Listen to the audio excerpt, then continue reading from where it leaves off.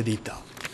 Place à présent à l'invité de cette édition. Notre invité de ce dimanche magazine, c'est M. Sitioni Yena Kafana, directeur général de l'Office national de l'état civil et de l'identification ONUCI, office créé en 2019, remplacement de l'ONI. Les objectifs assignés à l'ONUCI, on les connaît, la mise en œuvre de la politique de l'état civil en liaison avec les officiers, les agents de l'état civil et les autorités judiciaires, ainsi que l'identification des personnes résidant en Côte d'Ivoire. Monsieur le directeur général de l'ONUCI, merci encore d'être avec nous, de nous avoir rejoints sur ce plateau.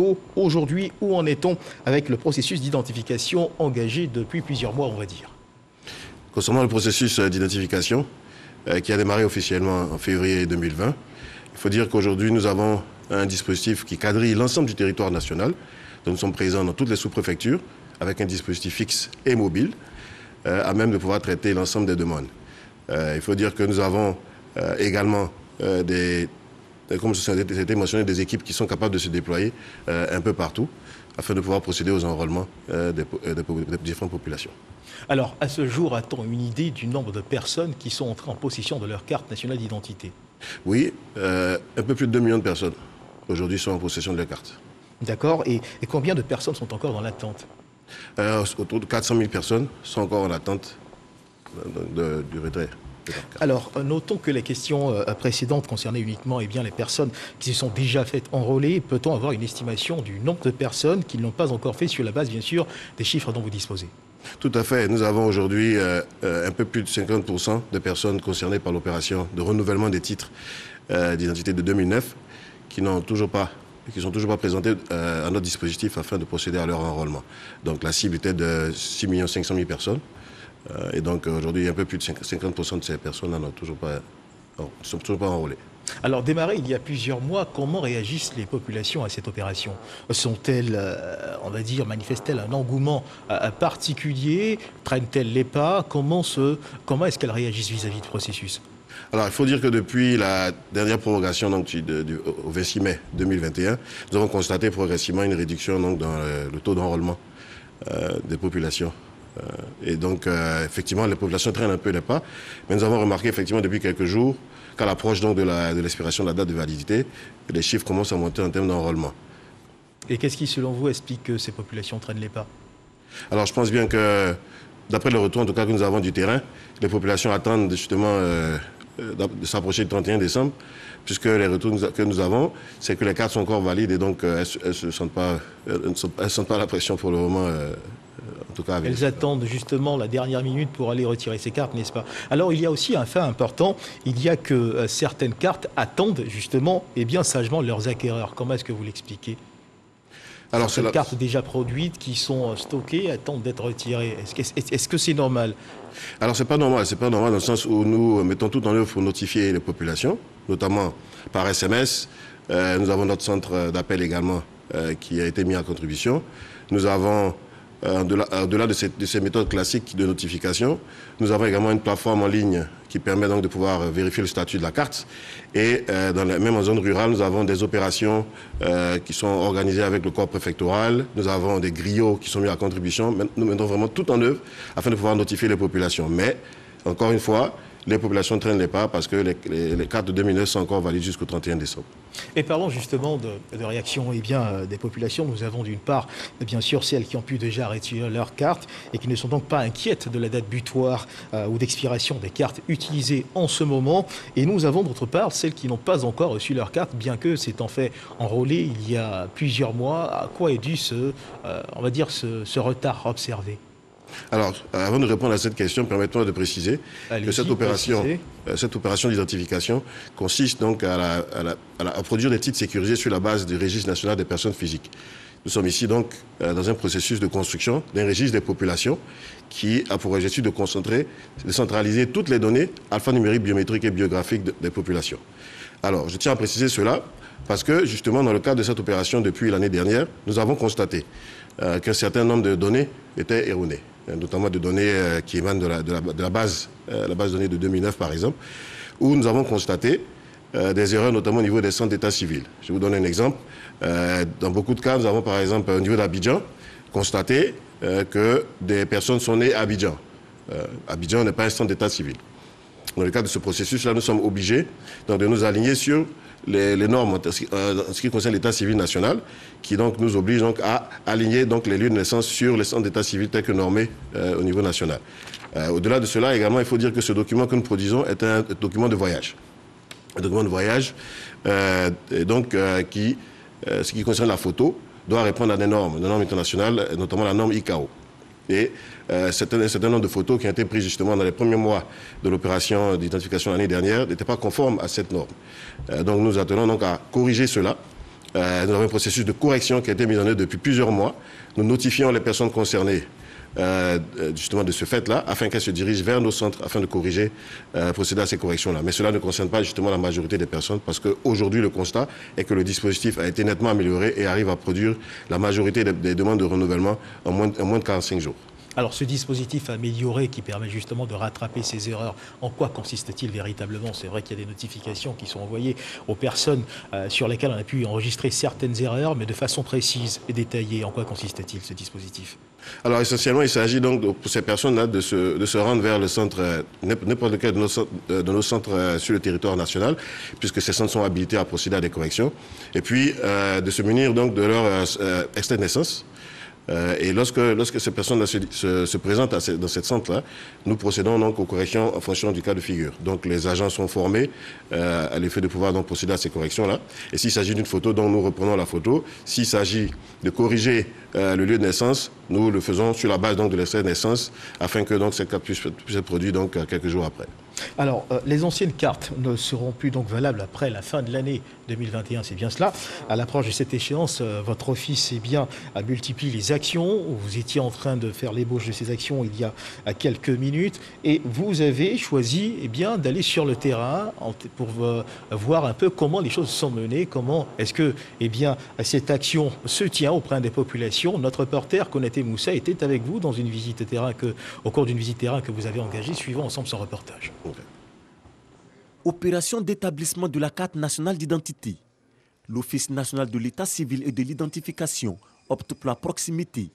Les sites d'enrôlement se multiplient et se rapprochent des populations, comme ici dans ce quartier, à Trècheville. Nous recevons le renouvellement, nous recevons la nouvelle demande, nous recevons la modification, nous recevons les corrections. Pour quelqu'un qui vient pour une nouvelle demande, il a tout au plus jusqu'à 10 minutes pour terminer. Mais pour quelqu'un qui vient pour un renouvellement, nous avons tout au plus 5 minutes pour libérer la personne. Pour un retrait, avec le PC, nous avons 1 à 2 minutes selon que les empreintes passent ou pas. Si les empreintes passent normalement, 1 minute même suffit largement pour libérer le pétitionnaire. Nous prenons plus de 300 personnes par jour. Autre lieu, ce site offert par les autorités municipales de Marcory, situé non loin du stade Robert Champroux. J'ai fait la demande dans le mois d'août et le rendez-vous c'était le 25, 9e mois, 25 septembre. Donc là, je n'étais pas là et c'est maintenant que je suis venu retirer la carte.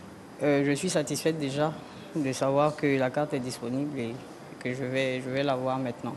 En plus des centres dans les quartiers et commissariats, des agents de l'ONESI sont installés dans des entreprises, notamment au siège de la MUGEFSI, au Plateau, et dans cette agence de téléphonie mobile à Marcory. Notre modèle d'affaires, banque digitale, est soutenable si nos clients ont leur pièce d'identité. Donc ce n'est pas un modèle de banque où les gens peuvent initier des opérations uniquement avec leur permis de conduire ou quoi. Il faut avoir bénéficié de sa pièce d'identité.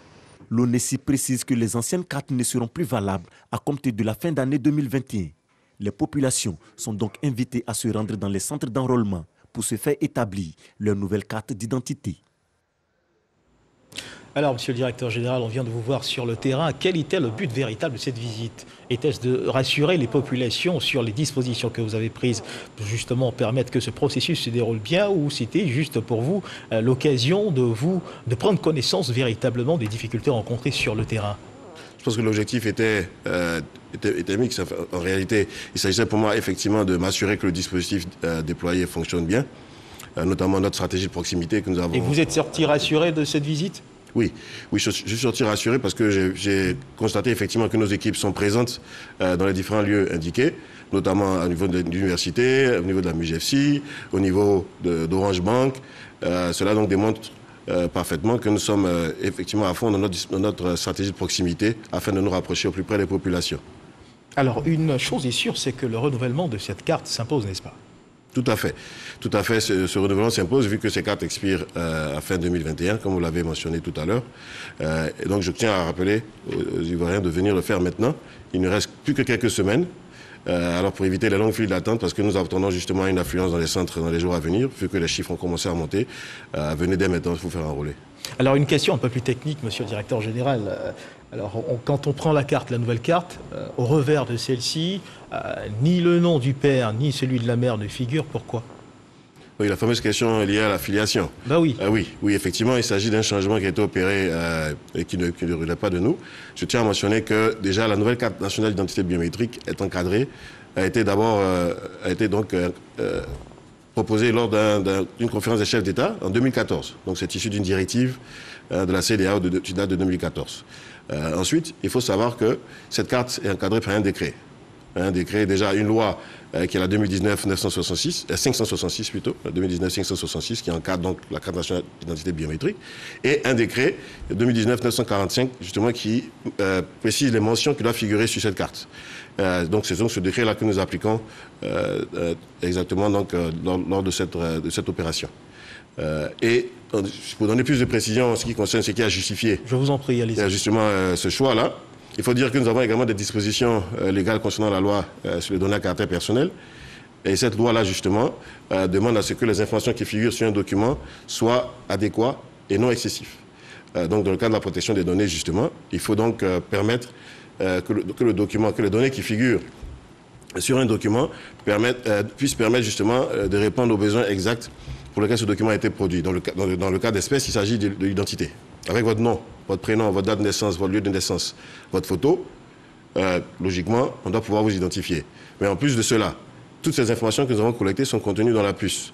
Et ce que je tiens à préciser, c'est que nous avons un numéro national d'identification qui est unique à chaque Ivoirien, qui figure donc au verso de cette carte-là. Et donc, avec toutes ces informations, il est impossible de confondre deux individus. D'accord. Alors que nous préparions cette émission, nous avons également pu noter que les préfets, le corps préfectoral a été associé à votre stratégie de proximité pour justement sensibiliser les populations à prendre une part active à cette opération. Il n'y a pas que les préfets, il y a aussi les guides religieux. Pourquoi avez-vous choisi de vous appuyer sur ces deux éléments clés en termes justement de communication pour pouvoir toucher les populations? Est-ce qu'il y a des raisons particulières? Alors, il faut dire que la stratégie que nous avons mise en œuvre à travers donc, la mise en place des comités locaux d'identification, pilotés par le corps préfectoral justement sur le terrain, consiste à pouvoir appuyer les dispositifs de l'ONECI dans toutes les zones du pays. Alors, il faut dire que bien entendu, le corps préfectoral a la parfaite maîtrise donc, du terrain. Et nous nous appuyons donc sur eux afin de pouvoir réussir cette opération-là. Cela fonctionne bien en tout cas depuis plusieurs mois. Avec l'appui du ministre de l'Intérieur, justement, cela a pu se faire depuis maintenant quelques mois. Et cela permet donc de pouvoir renforcer notre dispositif et être beaucoup plus efficace sur le terrain. Alors, passé le 31 décembre, les cartes que nous utilisons en présent ne seront plus valables, n'est-ce pas? Tout à fait. Est-ce que vos équipes sont prêtes à accueillir ce flux de personnes qui viendront certainement à la dernière minute pour justement prendre part à cette opération? Est-ce que vous avez tous les moyens réunis pour permettre que ce flot de personnes soit bien géré? Oui, tout à fait. Tout à fait. Nous avons des équipes, comme j'ai dit tout à l'heure, qui quadrillent tout le territoire national. Nous avons développé une stratégie de proximité qui nous permet aujourd'hui, à travers nos équipements et nos effectifs, de pouvoir nous déployer partout où besoin. Donc nous sommes, comme vous l'avez vu tout à l'heure, à l'université de Cocody. Nous avons initié la semaine des pétitionnaires il y a quelques semaines. Nous étions dans plusieurs écoles. Nous déployons dans les marchés, dans des marchés, des supermarchés, dans des quartiers, afin de pouvoir donc relever ce défi-là. Et il faut dire aussi que la capacité opérationnelle déployée aujourd'hui nous permet de pouvoir enrôler et traiter plus de 2 millions d'enrôlements par mois. Et cette capacité peut être renforcée parce que nous avons des équipes en attente également qui peuvent être déployées en cas de besoin afin de pouvoir donc répondre aux besoins si nécessaire. Donc nous sommes vraiment confiants à ce niveau-là. Le dispositif fonctionne. Et comme je l'ai dit, aujourd'hui, afin d'anticiper sur cela, nous avons permis que le dispositif puisse traiter les cas de renouvellement de titres en moins de 45 jours. Donc aujourd'hui, nous n'attendons que les Ivoiriens. Et pour les retardataires, vous avez certainement un message. Tout à fait. Lequel? Tout à fait, le message est le même. Venez vous faire enrôler dès maintenant. La carte expire à fin décembre. Donc nous appelons toutes les populations à venir se faire enrôler et nous appelons également toutes les personnes dont les cartes sont disponibles à venir retirer leurs cartes. Si vous avez besoin d'informations à ce niveau-là, vous pouvez contacter notre centre d'appel au 1340 vous pouvez également vous diriger vers le centre de retrait que vous avez indiqué lors de votre enrôlement afin de pouvoir confirmer si votre carte est prête ou pas. Et vous faites bien de présenter justement ces différents recours parce que certaines populations que nous avons rencontrées alors que nous préparions cette émission nous ont fait savoir qu'elles avaient du mal justement à entrer en contact avec vos services. Qu'est-ce qui pourrait justifier justement ce déficit de communication à leur niveau? Ce sont ces populations qui ne savent pas à quelle porte frapper ou ce sont les recours que vous donnez qui sont difficilement accessibles? À mon avis, je pense que peut-être que les populations ne savent pas où se diriger. Comme je l'ai dit tout à l'heure, elles peuvent aller vers le centre d'enrôlement, le centre de retrait indiqué lors de l'enrôlement afin de pouvoir avoir l'information. Elles peuvent appeler notre centre d'appel au 1340. Nous avons une équipe bien formée qui traite les réclamations et toutes les demandes. Nous avons également, ils ont la possibilité de consulter notre plateforme en ligne sur onesi.ci afin de connaître le statut de leur carte. Et puis au-delà de ça, bien entendu, nous avons le centre d'appel également qui est mis à contribution et les notifications par SMS. Donc nous avons vraiment mis tout en œuvre afin de pouvoir donc les informer. Et juste avant de conclure, de quel document doit-on se munir pour se faire enrôler rapidement? Alors pour une nouvelle demande de titre, il s'agit donc d'un extrait de naissance ou d'un certificat de nationalité datant de moins de 2 ans. Bien entendu, avec le thème normalement acheté sur rnpp.ci ou sur onesi.ci, puisque ce site se redirige donc sur rnpp.ci, afin de pouvoir donc acheter le timbre. Également, ils peuvent se diriger pour l'achat du timbre auprès de nos partenaires, la Banque nationale d'investissement, la Poste de Côte d'Ivoire et également la Banque populaire. En ce qui concerne le renouvellement, il s'agit d'un extrait de naissance, une copie de votre ancienne carte ou votre ancienne carte d'identité. Et c'est sur ces mots du directeur général de l'Office national de l'état civil et de l'identification, l'ONESI, M. Sitsioni Yena Kafana, que se referment les pages de cette édition. Je rappelle juste que votre magazine, ce dimanche 28 novembre 2021, était consacré à l'état des lieux du processus d'identification, mission assignée à l'ONESI. Et nous avons donc reçu le directeur général pour en parler. Agréable début d'après-midi. Dieu garde la Côte d'Ivoire. Okay.